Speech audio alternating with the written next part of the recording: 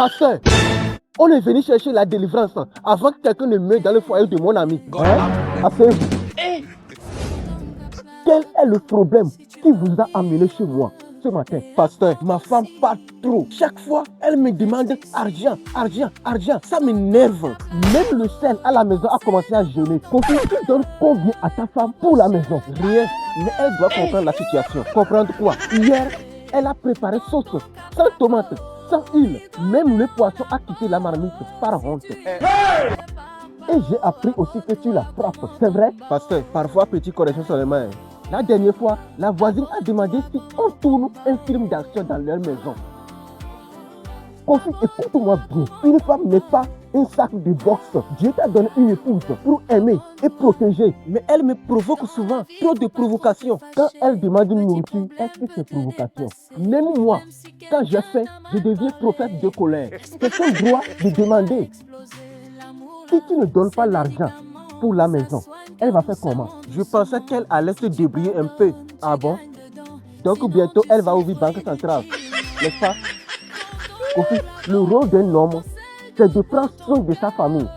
La violence détruit le foyer. Pasteur, je reconnais que j'ai mal agi. Tu dois demander pardon à ta femme. Et aussi, il faut changer. Il faut changer de comportement. Ce n'est pas normal ce que tu fais là. Oui, mon frère. Sinon, un jour, ta femme va te corriger aussi. Et on viendra prier pour toi. D'accord. Aujourd'hui même, je vais acheter beaucoup de nourriture. Je vais faire beaucoup de ravitaillement. Et je vais remettre beaucoup d'argent à ma femme. Voilà un bon début. Et plus jamais, tu ne lèves la main sur elle. Est-ce que tu me comprends?